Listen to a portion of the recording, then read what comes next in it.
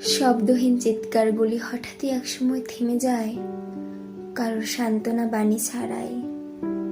এটা একটা ডায়েরির পেজের লেখা। গাছের পাতা নড়ছে, মাথার চুল উঠছে, মাঝে মাঝে দমকা হাওয়ায় কিছু বালু উড়ে এসে চোখের ভেতরে চলে যাওয়ার চেষ্টা করছে। চেষ্টার ত্রুটি কম থাকায় দুই একবার নিষ্পাপ চোখ দুটিকে আক্রমণও করে ফেলছে বাতাসের সহায়তায়।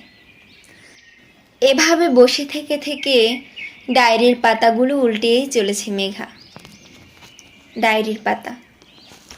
একটা নিঃশব্দ কান্না কখনো দুঃখের কারণ হতে পারে না, সেটা হয় এক এবং একমাত্র আঘাতের কারণ। দুঃখ, আঘাত, মেঘা যেন কিছুই বুঝতে পারল না। আঘাত থেকে তো দুঃখ কষ্টের সৃষ্টি হয়, তাহলে দুঃখকে তো আঘাতের পরিণত অবস্থা বলা যেতে পারে। উনি কেন এই দুটো শব্দকে এত আলাদা করে ভেবেছে? ভুলে ভেবেছে, নাকি এর কোনো নিখুঁত অর্থ আসলেই আছে, কি জানি। এসব ভাবতে ভাবতে সন্ধ্যা ঘনিয়ে এসেছিল। মেঘা হোস্টেলের পাশের ফাঁকা জায়গা থেকে উঠে রুমে চলেও গিয়েছিল। সারা রাত এটা ভেবেই কাটিয়েছিল, যার ডায়েরি ছিল সে কি সাইলেন্স মোড অনেক বেশি পছন্দ করত। প্রথম 2 পেজের কয়েকটা শব্দেই দুবার সাইলেন্স মোড উল্লেখ করা। শব্দহীন চিৎকার, নিঃশব্দ কান্না, নাকি তার কান্নাগুলি, কষ্টগুলি সে প্রকাশ করতে ভয় পেত? সে কি সবসময় তার কষ্ট লুকিয়ে সহ্য করত? এসব ভাবতে ভাবতে ঘুমিয়ে পড়ে সে। মেঘা এবছর উচ্চ মাধ্যমিক 2য় বর্ষের শিক্ষার্থী। ভোর হতে অন্যান্য দিনের মতো ব্যস্ত হয়ে গেল। সারাদিন কলেজে, কোচিং, এসব কাজে দিন পার হয়ে গেল। 2-4 দিনে তার আর ডায়েরির পাতায় চোখ বুলানোর সুযোগ হয়ে ওঠেনি। পুরোটা ব্যস্ততার জন্য না, কিছুটা ভুলো মনের জন্য। আবার মনে পড়তেই মেঘা শেলফ থেকে ডায়েরিটা তুলে নিয়ে প্রথম দিনের মতোই হোস্টেলের পাশের ফাঁকা জায়গায় গিয়ে চোখ বুলাতে শুরু করলো। 3য় পেজে লেখা ছিল, খুঁজে যদি পেতাম গভীর নির্জনতা। প্রত্যেকটা পেজেই অনেক কম কম লেখা, আর এই কম লেখার জন্যই রহস্যের আগাগোড়া কিছু বুঝে উঠতে পারছিল না মেঘা। এত কম শব্দের মধ্যে অনেক কিছু এক্সপ্লেন করতে চাইলে বুঝতে পারা এতটা সহজে হয়ে ওঠে না যে কারোর পক্ষে। ডায়েরির 4র্থ পেজ। যদি ভেবেও নিতাম তুমি আমার হবে, তাই বলে কি তুমি আমার হয়ে যেতে? রহস্য ক্লিয়ার হতে শুরু করেছিল। মেঘা বুঝতে পারছিল যে এটা ওয়ান সাইড লাভ।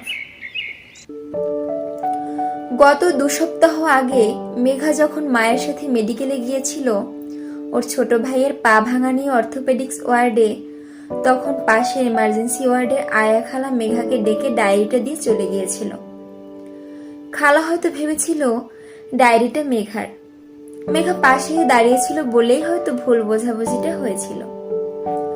অনেক খোঁজাখুঁজি করে ডায়েরি ফেরত দেওয়ারও চেষ্টা সে সেদিন করেছিল, কিন্তু কাউকে ভরসা করে দিয়ে আসতে পারল না।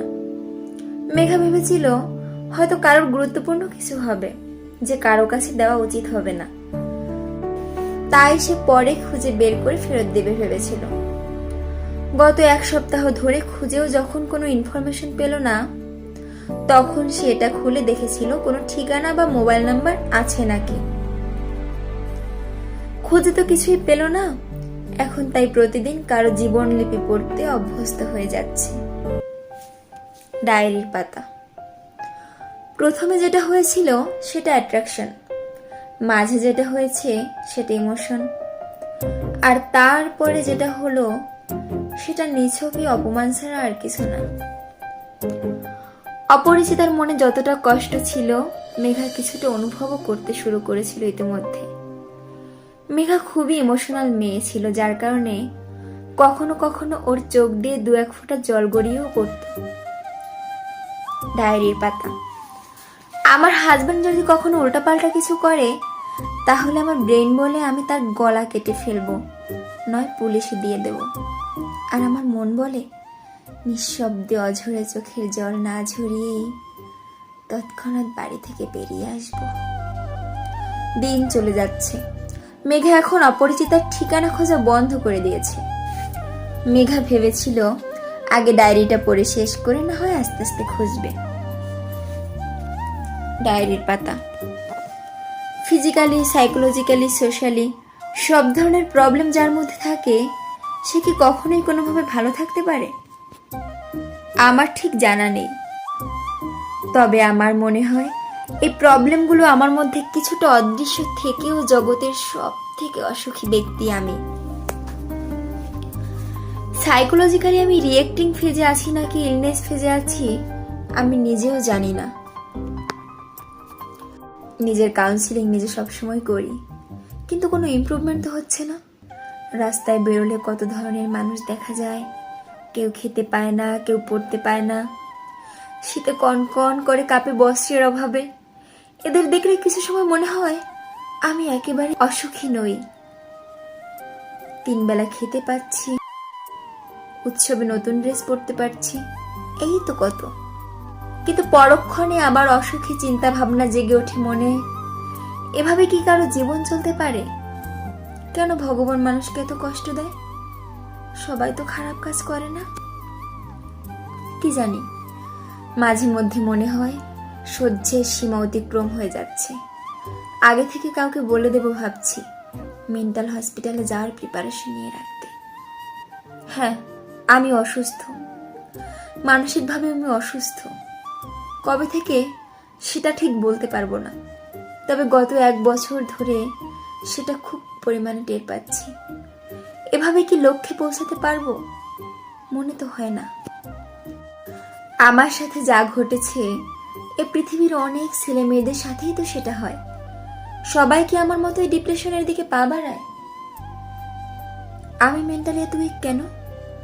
ভগবান আমায় শক্তি কেন দিচ্ছে না? মানুষ যখন অসম্ভব রাগ করে কিংবা অধিক দুঃখ পায় তখন সে ডিসিশন নিতে পারে না।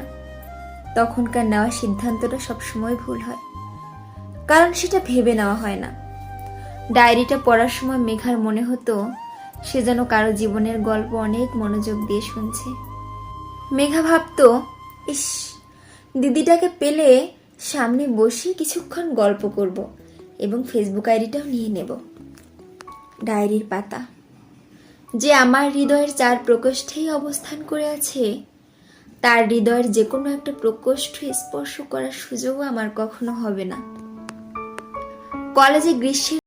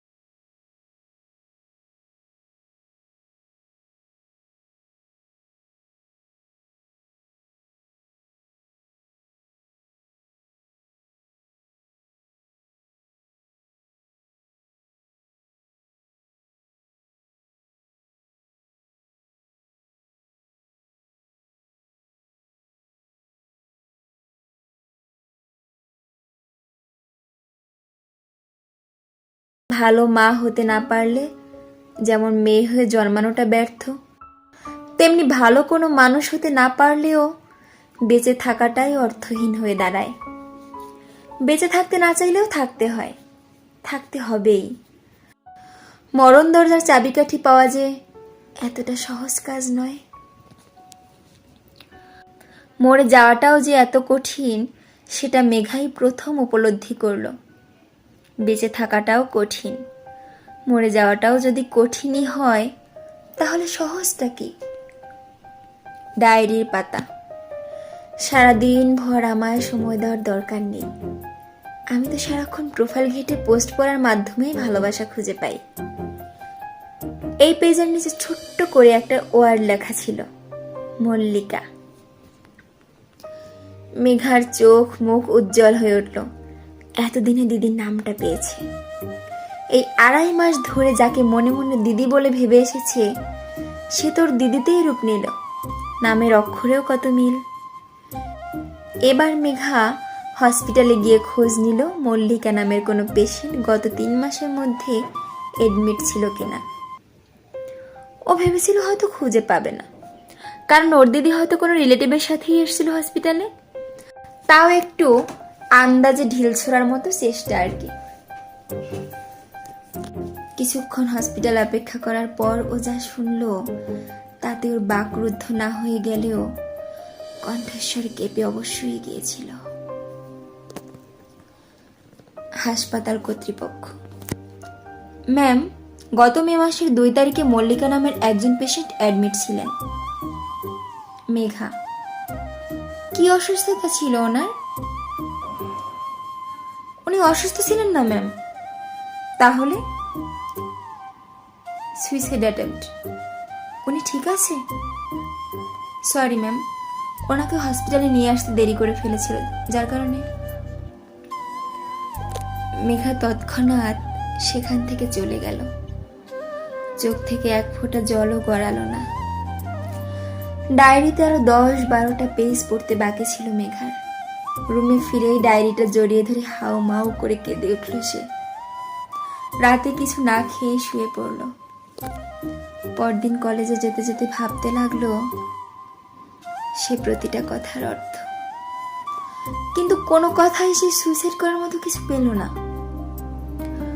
কষ্টগুলো যখন অসহনীয় হয়ে ওঠে তখন অনেকেই হয়তো এই পথটা বেছে নেয়।